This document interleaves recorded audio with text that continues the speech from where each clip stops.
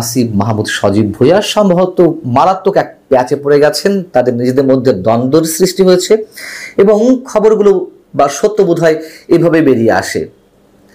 বিষয়টি হচ্ছে যে তার যে এপিএস মোয়াজ্জেম হোসেন তাকে অব্যাহতি দেওয়া হলো, জনপ্রশাসন মন্ত্রণালয় থেকে প্রজ্ঞাপন জারি করা হলো, গণমাধ্যমে সে নিউজটি এলো, কিন্তু আসিফ মাহমুদ সজীব ভুঁইয়া এটিকে কেন্দ্র করে তার ফেসবুক পেজে একটি স্ট্যাটাস দিয়েছে।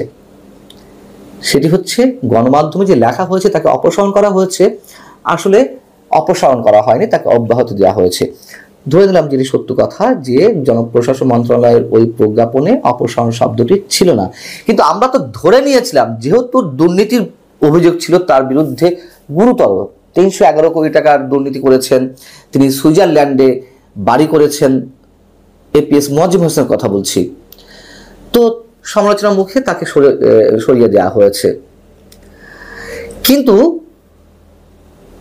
যেটি এখন জানা যাচ্ছে না, তাকে সরিয়ে দেওয়া হয়নি, সসম্মানে তিনি পদত্যাগ করতে চেয়েছেন, তাকে পদত্যাগ করা হয়েছে এবং পদত্যাগের কারণও ভিন্ন।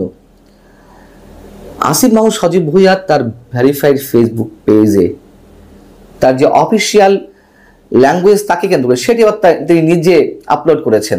যাই হোক, সেখানে কি লেখা হচ্ছে, মাননীয় উপদেষ্টা আসিফ মাহমুদ সজীব ভুঁইয়ার সহকারী একান্ত সচিবের পদ থেকে পদত্যাগ করেন মোহাম্মদ মোয়াজ্জেম হোসেন। পদত্যাগ পত্রটি গৃহীত হলে আদেশ কার্যকর করে জনপ্রশাসন মন্ত্রণালয়। আচ্ছা, ধরে নিলাম যে তিনি পদত্যাগ করেছেন, তাহলে পদত্যাগ পত্রটি দিতে হবে কোথায় মোয়াজ্জেম হোসেনকে? তার নিয়োগকারী প্রতিষ্ঠান বা সংস্থা বা যেভাবে বলি না কেন আমরা, বা মন্ত্রণালয়, জনপ্রশাসন মন্ত্রণালয়, তো পদত্যাগ পত্রটি জনপ্রশাসন মন্ত্রণালয় দিতে হবে। সেই পদত্যাগ পত্রের কথা কি প্রজ্ঞাপনে উল্লেখ করা হয়েছে? সেখানে তো লেখা রয়েছে যুব ও ক্রীড়া মন্ত্রণালয়ের মাননীয় উপদেষ্টা আসিফ মাহমুদ সজীব ভুঁইয়ার সম্মতিতে বিএম মোয়াজ্জেম হোসেনকে অব্যাহতি দেওয়া হলো। তাহলে পদত্যাগের বিষয়টি এখানে কি পরিষ্কার হয়েছে? তিনি কি আগে পদত্যাগ করেছেন এটি মিন করে? আচ্ছা, তাও ধরে নিলাম যে তিনি পদত্যাগ করেছেন, কিন্তু কনফ্লিক্টটা কোথায় বাড়ছে দেখুন। এইখানে তো আর কোনো যুক্তি চলে না, যেখানে মোয়াজ্জেম হোসেন নিজেও তার ফেসবুকে দাবি করছে নিজের মান সম্মান রক্ষার জন্য যে গত 10 মার্চ 2025 ব্যাংকের লিখিত পরীক্ষায় ফলাফল প্রকাশ করলে আমি উত্তীর্ণ হই।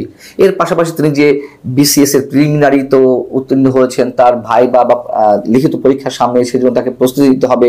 এই সরকার যদি 30 ডিসেম্বরের মধ্যে নির্বাচন দেয় তাহলে তাকে তো একটা স্থায়ী চাকরির জন্য চেষ্টা করতে হবে, ইত্যাদি ইত্যাদি অনেক কথা লিখেছেন। লেখার পরে তিনি কি বলছেন? তিনি বলছেন, তাই আমি গত মার্চের 25 তারিখে উপদেষ্টা আসিফ মাহমুদের কাছে পদত্যাগ পত্রটি জমা দিই। উপদেষ্টা আসিফ মাহমুদ 8 এপ্রিল পদত্যাগ পত্র গ্রহণ করেন এবং যেহেতু নিয়োগ প্রদান ও বাতিল রাষ্ট্রপতি কর্তৃক হয়ে থাকে, এজন্য গত 22 এপ্রিল প্রজ্ঞাপন হয়েছে, অর্থাৎ একদিন আগে। এরপর গণমাধ্যমে পদত্যাগকে অপসারণ হিসেবে ভুলভাবে উত্থাপন করা হয়। আমার যদি জানার ভুল না থাকে, আমি বিষয়টি জানতাম, তারপরেও অন্য আরো বেশ কয়েক জায়গায় ক্রস চেক করেছি, তারপরেও যদি ভুল না থাকে, এপিএস তো আর সরকার কর্তৃক সরকারি চাকরি নয়, এটি তো তার যে নিয়োগপত্র, সেই নিয়োগপত্রে লেখা রয়েছে সংশ্লিষ্ট মন্ত্রণালয়ের মন্ত্রী বা উপদেষ্টা যতদিন তার উপরে সন্তুষ্ট থাকবেন বা ইচ্ছা পোষণ করবেন থাকার জন্য, ততদিন তিনি থাকবেন। এখানে তো রাষ্ট্রপতির অনুমোদনের কোনো প্রয়োজন নেই।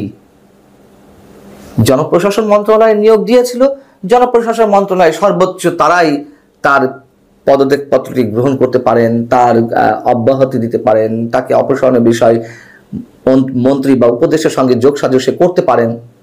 এখানে রাষ্ট্রপতি প্রসঙ্গটি আসবে কেন?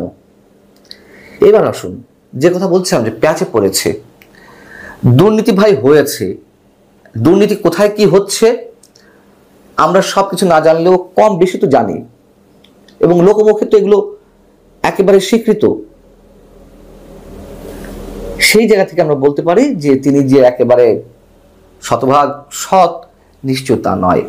আচ্ছা, আসিফ মাহমুদ সজীব ভুঁইয়ার বিরুদ্ধেও অনেক ধরনের দুর্নীতির অভিযোগ রয়েছে, আমরা কি তাহলে ধরে নেব যে দুর্নীতির কাজগুলো যদি হয়ে থাকে, কিন্তু এই যে তাকে অপসারণ করা হচ্ছে, এটি তার হাতে ঘা লেগেছে বিএম মোয়াজ্জেম হোসেনের, সেই জায়গা থেকে আসিফ মাহমুদকে বিশেষ কোনো ভয় ভীতি দেখানো হয়েছে, আমার কাছে প্রমাণ আছে। তখন এই যে মোয়াজ্জেম হোসেন, সে তো আসিফ মাহমুদ সজীব ভুঁইয়ার বিশ্ববিদ্যালয়ের শিক্ষা জীবনের বন্ধু।